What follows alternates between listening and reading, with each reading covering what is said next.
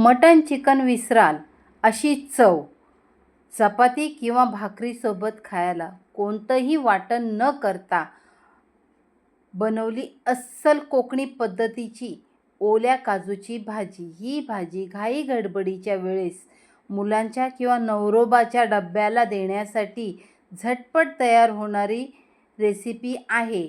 तर चला वेळ न घालवता रेसिपीला सुरुवात करूया. रेसिपी आवडल्यास लाईक शेअर सबस्क्राईब करायला विसरू नका. चलो. हे असे ओले काजू असतात. ह्या काजूंना कापण्यासाठी आहे ना विळीचा किंवा विळा वापरला जातो. काजू असा उभा धरून बरोबर मधून 2 भाग करायचे असतात. पण हे करण्या अगोदर आहे ना काही दक्षता घ्यायची असते. ती दक्षता म्हणजे आपण ज्याच्यावर काजू कापणार आहोत म्हणजे सुरी, विळी किंवा हाताला चीक लागतो ना, म्हणून पहिलं तेल लावून घ्यायचं. नाहीतर मग अशी प्लास्टिक पिशवी किंवा हँड ग्लोव्ज घालायचे, नाहीतर ना आपल्या हाताला चीक लागू शकतो. त्या चिकापासून वाचवण्यासाठी आपल्याला हे हँड ग्लोव्ज घालायचे असतात. हे बघा असा हा गर कापायचा असतो आणि ही बी काढायची असते. ही अशी बी काढायची. हा जो चीक निघतोय ना हा चीक आपल्या हाताला लागला नाही पाहिजे म्हणून हाताला तेल लावायचं. आता मी तुम्हाला आणखीन एक दाखवते आणि अशाच प्रकारे मी करून घेते. हे बघा. जर चुकीने हाताला चीक लागलाच तर जुनी लोक म्हणायची हाताला राखाडी चोळायची. म्हणजे कसं, हाताला राखाडी चोळली ना की हाताचा चीक संपूर्णपणे निघून जातो. त्यासाठी हाताला राखाडी चोळायची. ही अगदी महत्त्वाची टीप आहे मैत्रिणींनो. हे बघा असे आपले काजू सोलून झालेले आहेत. अशा काजूंमध्ये ना गरम उकळतं पाणी घालायचं जेणेकरून त्याचा जो चीक असतो ना तो चीक आपल्या हाताला लागला ना तर खणकं होऊ शकतात अशी जुनी लोक म्हणतात. मी पण त्यांचीच प्रथा यूज करते. आता हे गरम गरम पाणी आपण या काजूमध्ये टाकायचं आणि 2-3 वेळा स्वच्छ असं ह्याला धुवून काढायचं. हात लावायचा नाही. चमच्याच्या साह्याने व्यवस्थित त्याचा चीक पूर्णपणे काढून टाकायचा.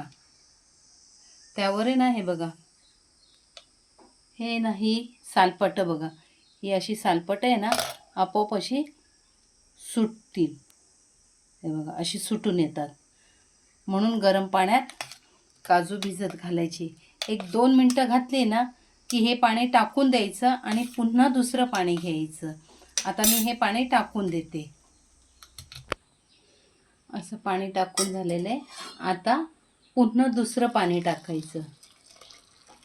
म्हणजे पहिलं जर चिकाचं पाणी असतं ना ते खूपच चिक असतो त्याच्यात, त्यामुळे ते पाणी टाकून द्यायचं. तुम्ही नोटीस करू शकाल. हे बघा अशी ही सालं आहेत ना वेगळी व्हायला लागतात. आणि आता आपण काय करणार आहोत हे आहे ना हे असे सोलून घ्यायचे. हे बघा ही साल टाकून द्यायची. हे खूप गरम आहे. मम्मीचा हात भाजला. सावकाश करायचं मैत्रिणींनो. थोडं थंड झाल्यावर केलं तरी सुद्धा काही हरकत नाही. म्हणजे ह्यातला संपूर्ण चीक हा निघून जातो.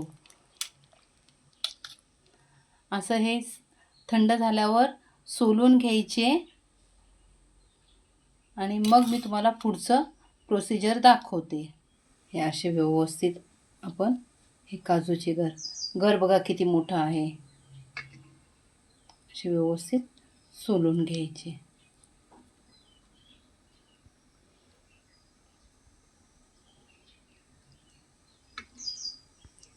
अशाच प्रकारे संपूर्ण गर आपण काढून घेऊया. इथे मी सोलून घेतलेले 1 कप काजू घेतलेले आहे. इथे मम्मीने 1 मध्यम आकाराचा कांदा आणि 1 मध्यम आकाराचा टमॅटो दोन्ही चॉपरमध्ये चॉप करून घेतले आहेत. आणि 1 किंवा 2 मिरची. तिखटाचं प्रमाण तुम्ही तुमच्या आवडीनुसार कमी अधिक करू शकता. मी अगदी थोडीशी भाजी करत आहे म्हणून मी थोडंसं प्रमाण दाखवलं आहे. जर तुम्ही काजूचं प्रमाण जास्त घेतलं तर कांदा टमॅटो अधिक वाढवायचा. मी तेल टाकून घेतलेलं आहे. तेल चांगलं व्यवस्थित गरम करून घ्यायचं. तेल व्यवस्थित गरम झालं की मिरची टाकून घेतलेली आहे. त्यावरच बारीक चिरून घेतलेला कांदा टाकायचा. कांदा चांगला मऊ झाला की त्यावर आपण पावडर मसाले टाकून घेऊया. मी इथे पाव चमचा हळद टाकून घेतलेली आहे. 1 चमचा मालवणी मसाला टाकून घ्यायचा. व्यवस्थित असं आपण हलवून घ्यायचं आणि त्यावरच बारीक चिरून घेतलेला टोमॅटो टाकून घ्यायचा आणि व्यवस्थित असा ह्याचा गाळ होईपर्यंत आहे ना ह्याला आपण परतून घ्यायचं. त्यावर आपण चवीनुसार मीठ टाकून घ्यायचं. मीठ टाकलं ना की टोमॅटोचा गाळ पटकन होतो म्हणून मीठ कांदा टोमॅटो परतत असतानाच अवश्य टाका, जेणेकरून ह्याची ग्रेव्ही बनायला आपल्याला मदत होते. आता मी ह्यावर आहे ना थोडंसं पाणी टाकून घेते म्हणजे आपण टाकलेले मसाले करपू नये यासाठी. अगदी अर्धा पेला पाणी टाकून घेतलेलं आहे आणि व्यवस्थित आता ह्याला आपण असं शिजवून घेऊया. काही लोक वाटणात सुद्धा बनवतात पण मी झटकेपट कांदा टोमॅटोवर कशी काजूची भाजी बनवायची ती दाखवत आहे. असं छान तेल सुटायला लागलं बघा, तुम्ही बघू शकता मस्त असं तेल सुटलेलं आहे. आता मी हा जो 1 कप भरून काजू घेतलेला छोटाच कप आहे तो टाकून घ्यायचा आणि ह्या तेलावर म्हणजे आपण जे मसाले टाकलेले आहेत ना त्या मसाल्यांवर काजू व्यवस्थित असं आपण परतून घ्यायचा. गरम पाण्यामधनं काजू काढून घेतल्यामुळे शिजायला जास्त वेळ लागत नाही. आता अगदी थोडंसं अर्धा पेला पाणी टाकून हे आपण व्यवस्थित असं म्हणजे आपल्याला जेवढा रस्सा हवा आहे तेवढा आपण ह्याच्यात रस्सा ठेवायचा आणि 5 मिनटं ह्याला वाफ काढून घेऊया. अशा प्रकारे 5 मिनटं आपण हिला व्यवस्थित अशी शिजवून घेतलेली आहे. साधारण ही अशीच लपथपीत खायला खूप छान लागते. आता वरून थोडीशी कोथिंबीर टाकायची. कोथिंबीर थोडीशी सुकली आहे कारण ऊन भरपूर आहे आमच्याकडे. आणून ठेवलेली कोथिंबीर थोडीशी सुकली आहे, समजून घ्या.